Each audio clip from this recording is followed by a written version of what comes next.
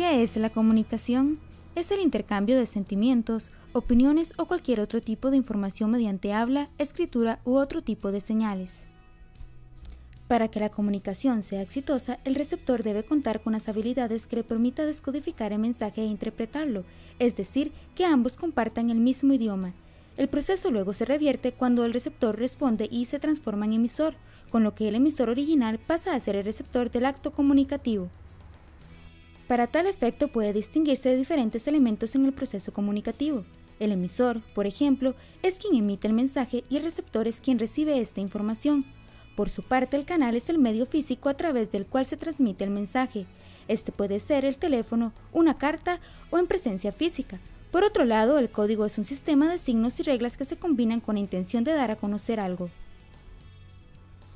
La comunicación actual es el resultado de múltiples métodos de expresión desarrollados durante siglos, los gestos, el desarrollo del lenguaje y la necesidad de realizar acciones conjuntas. Por eso, tras el paso del tiempo, se fueron desarrollando distintos medios para poder desarrollar la comunicación oral, visual, escrita y auditiva. Comunicación oral.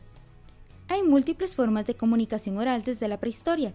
El hombre se podía comunicar por medio de sonidos, gritos, gestos, gruñidos. Son una de las formas más primitivas de la comunicación.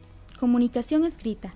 Ideogramas, jeroglíficos, alfabetos, siglas, grafitis, logotipos, entre otros. A medida que el ser humano evolucionó, tuvo la necesidad de la escritura para transmitir la información. Esto desde la escritura primitiva de los pueblos antiguos que buscaban un medio para registrar el lenguaje, utilizando señales y símbolos que pintaban en las paredes de las cuevas para enviar mensajes o designar una tribu y un sentido de pertenencia, hasta la actualidad con la fonética silábica y alfabética.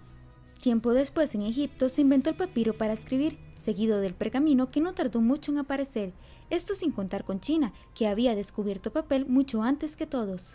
A mediados del siglo XV, el inventor Gutenberg utilizó tipos móviles por primera vez para imprimir la Biblia.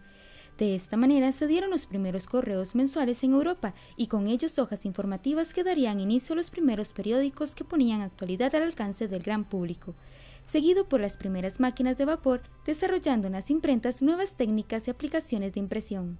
Y así continuaron los avances hasta llegar a una comunicación que acercaba fronteras, familias y amigos, la comunicación masiva.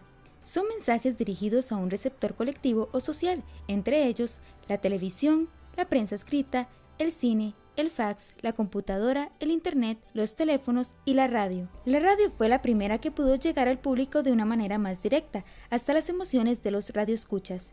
Esto era posible gracias al radioteatro, un audiodrama que al carecer de componentes visuales dependían del diálogo, la música y los efectos de sonido para ayudar al oyente a imaginar la historia.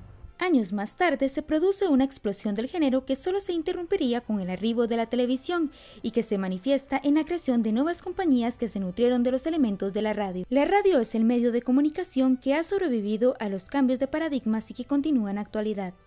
Después de la Segunda Guerra Mundial se crea el invento de las computadoras. Este último es el que nos ha abierto las puertas al avance vertiginoso de las que hoy se conocen como telecomunicaciones y la telefonía celular.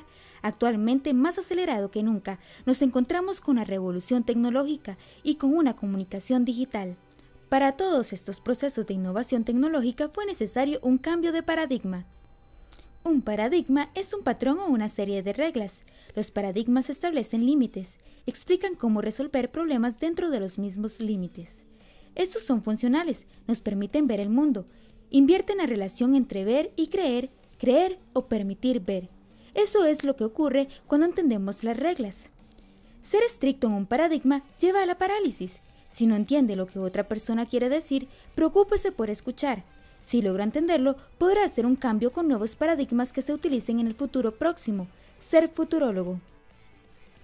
Podemos comunicar sin pronunciar palabras, sin escribir cosa alguna. Las acciones son actividades de comunicación no verbal que tienen igual importancia que la palabra y las ilustraciones. La comunicación no verbal ha recibido menor atención y estudio científico que la verbal, ya que consiste en un modo de transmisión de información menos estructurado y de más difícil interpretación. Sin embargo, es más importante que la comunicación verbal, ya que esta última corresponde solo al 46% del mensaje, 8% palabras, 38 matices de la voz y el gran 55% restante es lenguaje corporal o no verbal. por lo que es necesario tener conocimientos de la etiqueta y el protocolo. La etiqueta y protocolo nos sirve para darnos una guía ante diferentes actividades sociales y así no resaltar ante los demás y quedar en pleno ridículo.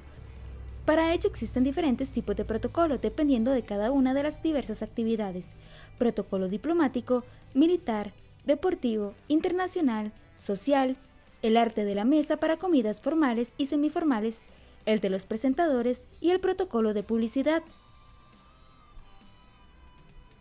Se considera publicidad subliminal todo aquel mensaje audiovisual compuesto por imágenes y sonidos, que se emite por debajo del umbral de percepción consciente y que incita al consumo de un producto. También es aplicable a aquellos mensajes visuales que contienen información que no se puede observar a simple vista, por ejemplo, los anuncios de imagen fija en revistas ilustradas o carteles. Existen movimientos en contra de los mensajes subliminales. Una de ellas es el culture jamming. Se basa en mensajes que atacan al consumismo y a las grandes corporaciones. El objetivo es combatir la McDonaldización de la cultura occidental, utilizando sus propias armas. Estos se rebelan contra la publicidad engañosa y los mensajes subliminales que hay en ellas. Los grafitis, como las subculturas y grupos de música, entre otro tipo de arte, también han servido para expresar infinidad de pensamientos en desacuerdo de una sociedad, donde refleja el entorno de ella, su política y su cultura.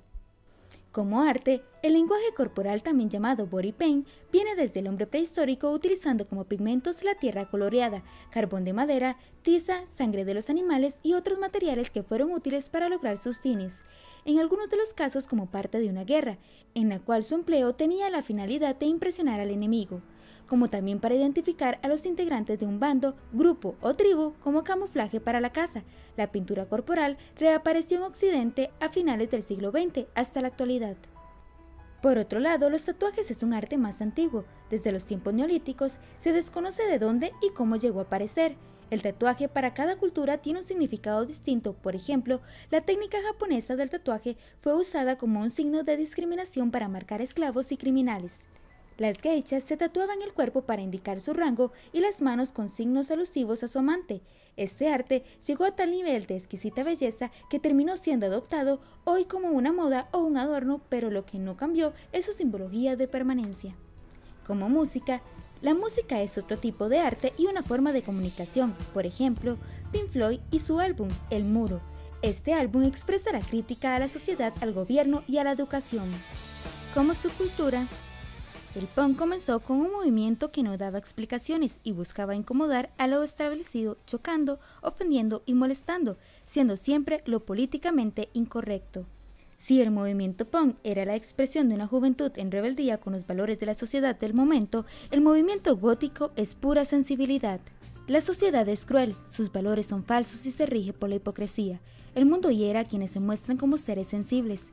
La sociedad es un depredador de la sensibilidad del individuo, de los seres que representa el verdadero amor por alguien o por la propia naturaleza. De ahí la estética fúnebre como forma de protesta contra una sociedad que los aniquila como individuos. La comunicación es uno de los pilares básicos en los que se apoya cualquier tipo de relación humana y es provechosa en prácticamente todas las esferas de la actividad humana. Es crucial para el bienestar personal, para las relaciones íntimas, nos ayuda a superar situaciones delicadas, resolver conflictos, expresar sentimientos, defender nuestros intereses, evitar malas interpretaciones. Se utiliza para informar, para explicar, para persuadir o para entretener.